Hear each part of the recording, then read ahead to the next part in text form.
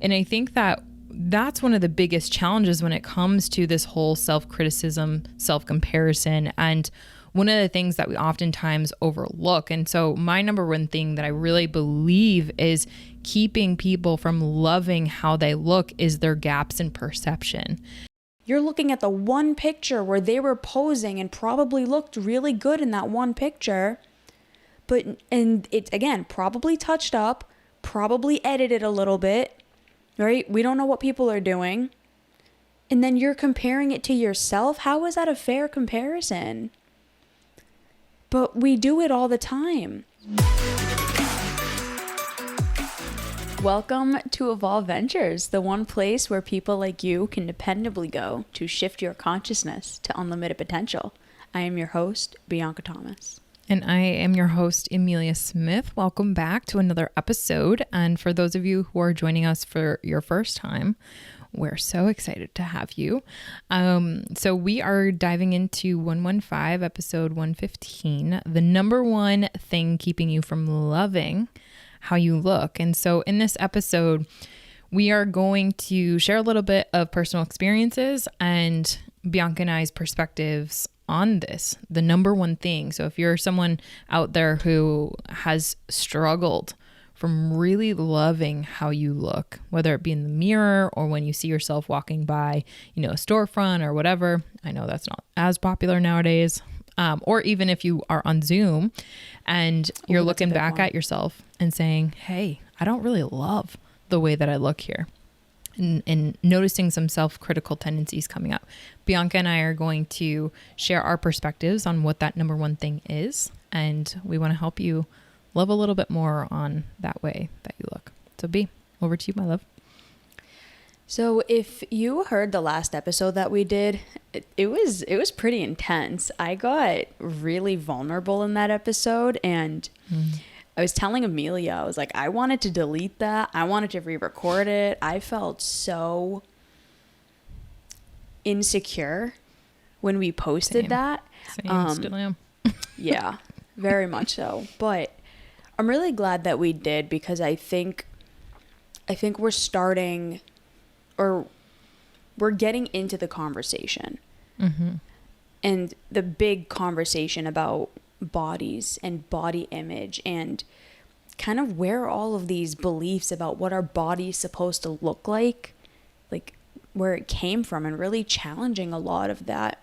I'm going to start off by saying what I think the number one thing holding you back from loving your body is, and then I will get into why I believe this, but it's self-criticism and comparison. Mm-hmm. How many of us have seen someone walking by and their body is incredible? They have the exact physique that you think that people should. If you're a girl, her hair is done really nice. Her body looks incredible. Her jeans fit her really well. And then you look at yourself and think, wow, I don't look like that. And instantly feel shame, or instantly feel disappointment, or instantly feel like I'm never going to look like that. It is so defeating. It is so disheartening.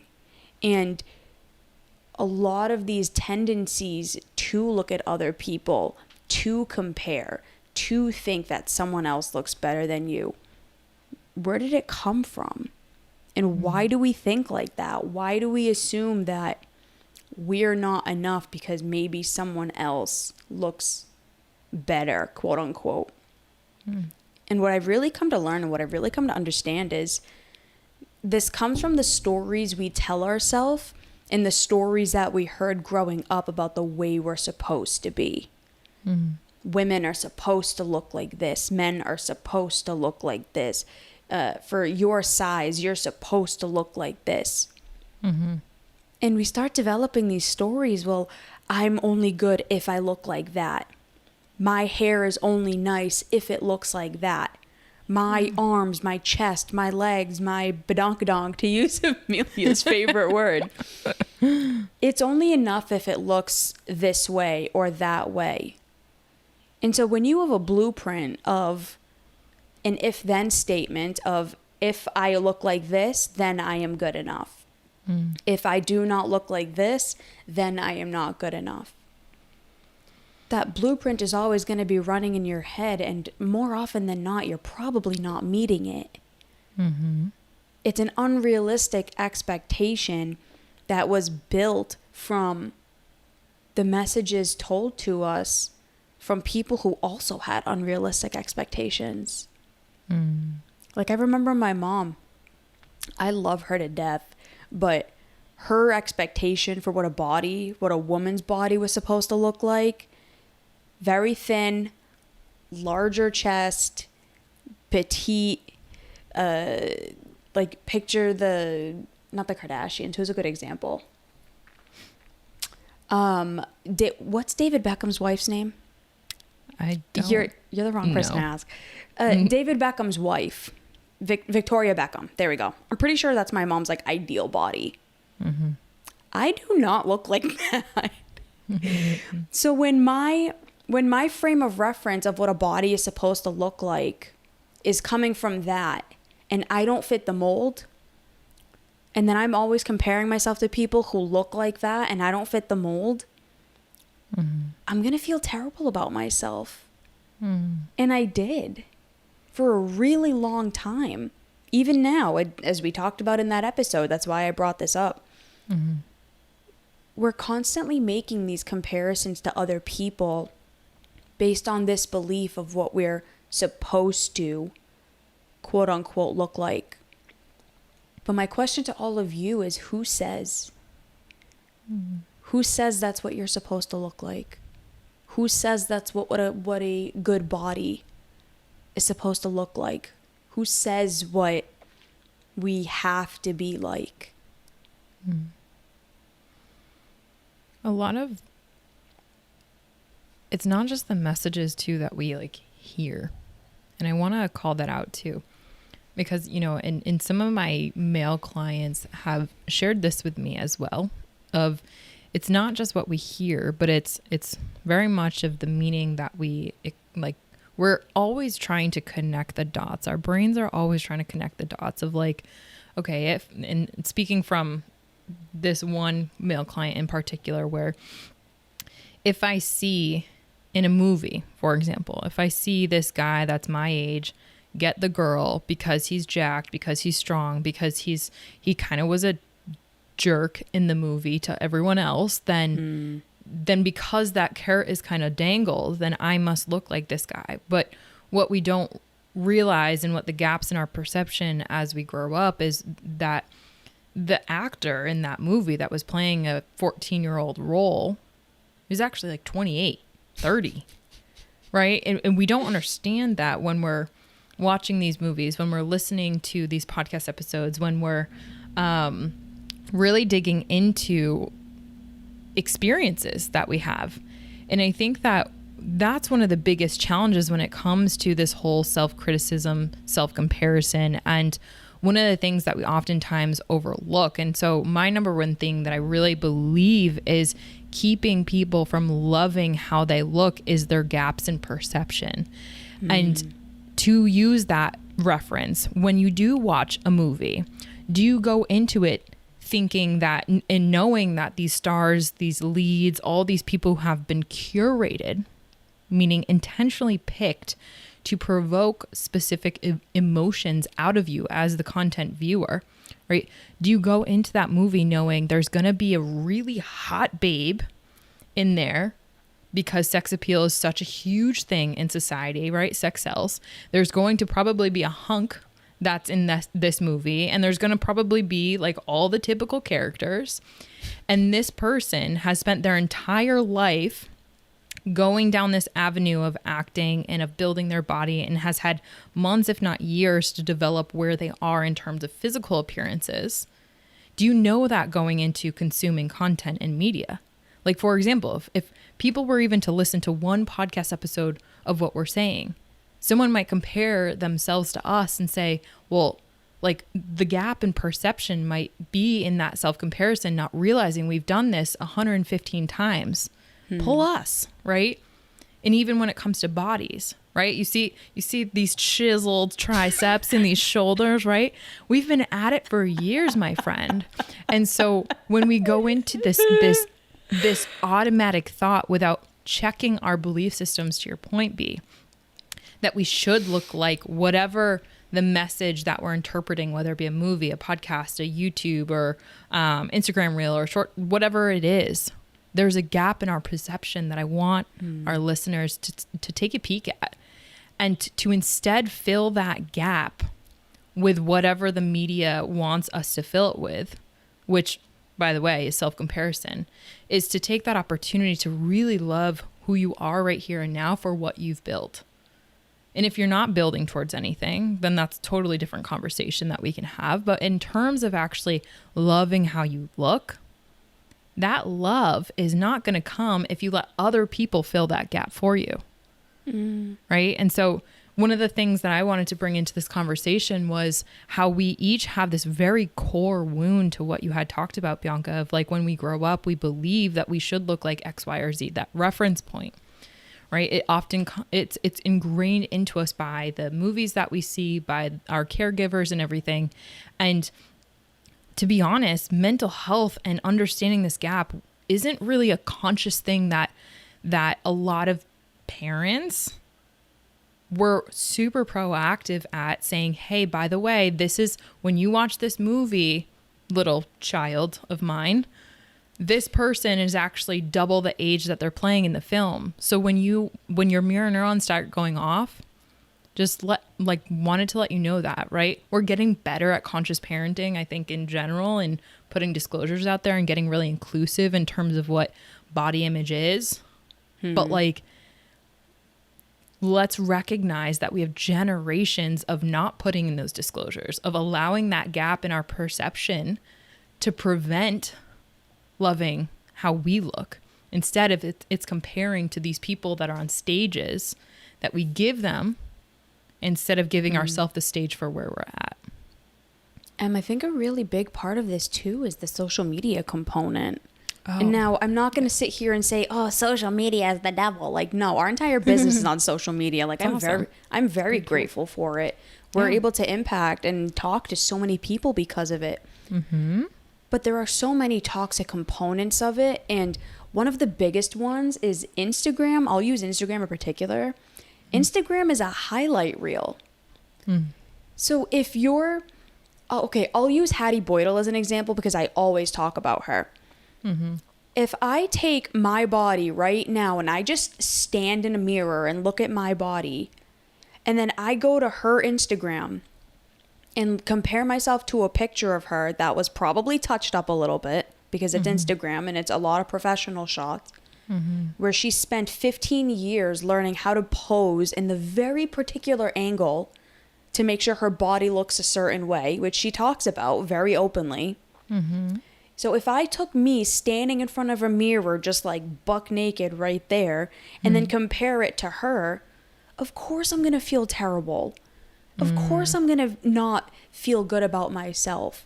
Or using other people as an example, if you're looking at someone's body on Instagram and you're comparing it to your own, or you're comparing their life in general, you're looking at the highlight reel.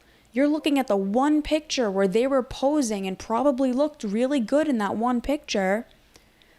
And it's, again, probably touched up, probably edited a little bit, right? We don't know what people are doing. And then you're comparing it to yourself. How is that a fair comparison? But we do it all the time. That person probably took 100 pictures to get that one good one that they put on Instagram.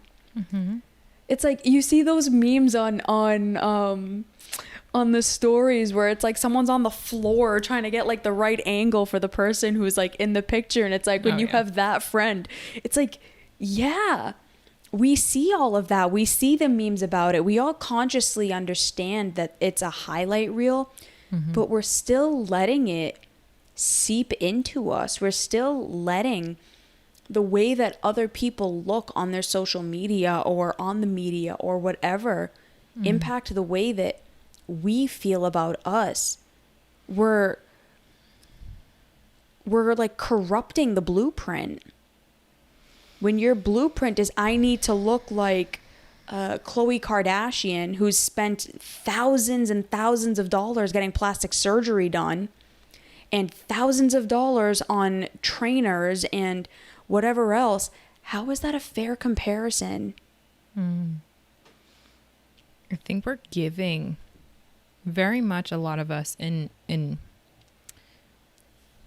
I'm not calling anyone out in particular, but I do want to call out the part of us that we do have inside that is giving that permission, giving away like our own self-esteem to other people. So like what I mean by that is like, before you consume content of other people, especially when it comes to online, you don't check that belief system and you don't check that gap in your awareness of what they've done to be able to get to where they are, whether it be a Photoshop and something not as necessarily, celebrated, or whether it be hundreds of days doing the reps that they have.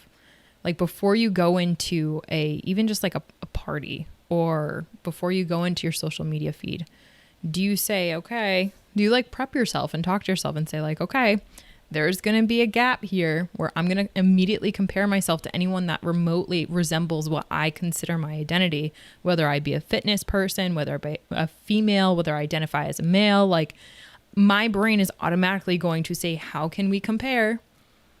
Right? And do you check that before? Or are you giving that permission away just by mindlessly opening yourself up to content and saying, okay, this is what I need, and not checking how your brain is automatically responding to that or reacting to that?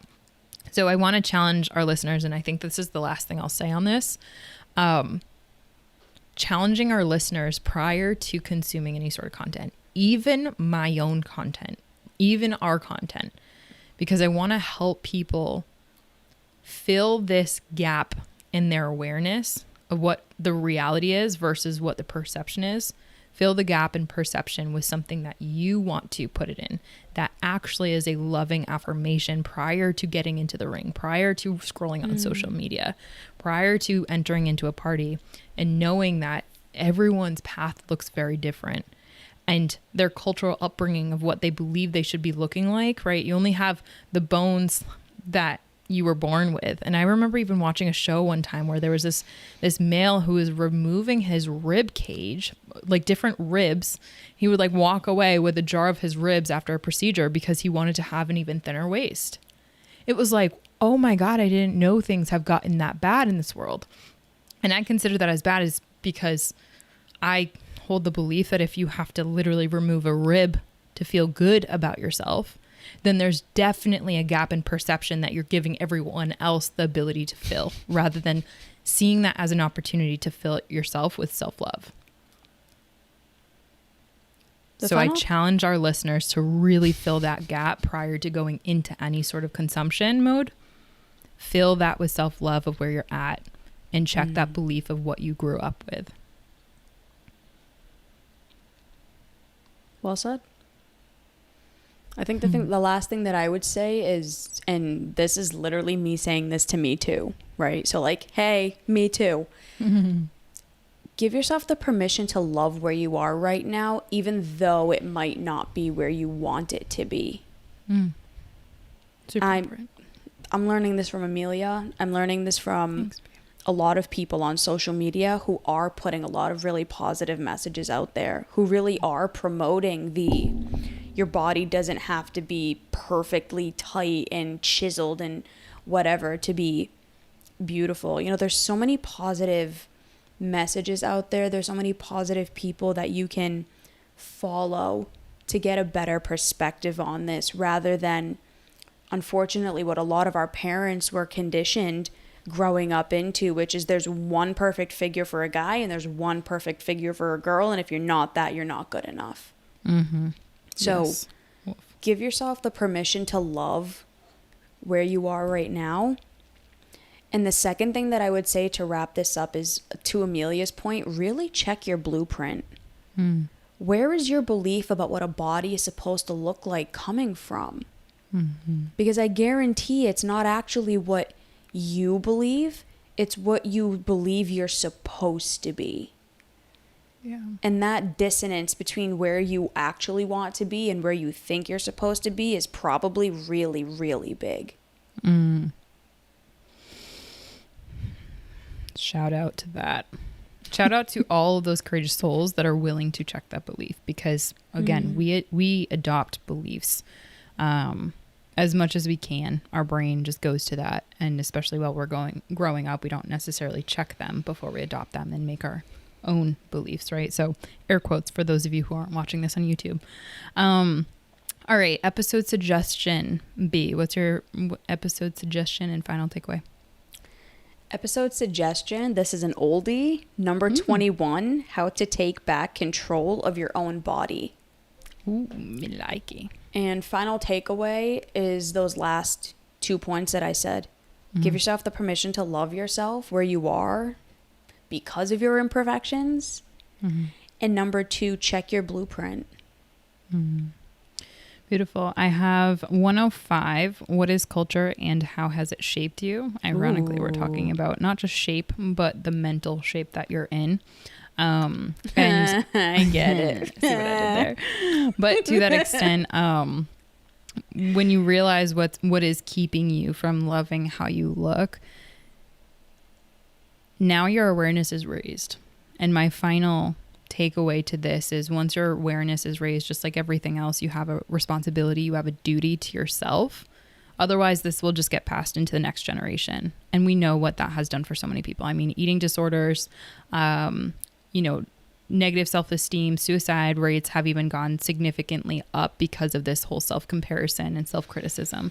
Mental health has never been more in the buckets than it has been as a result of the comparison model, and social media has a lot to do with that, right? So now that you have a higher awareness of maybe what is keeping you from loving how you look, you have a responsibility not only just to you, but to those who look up to you. So I challenge our listeners to check those beliefs, to what Bianca had said, the blueprint, and to act differently prior to consuming.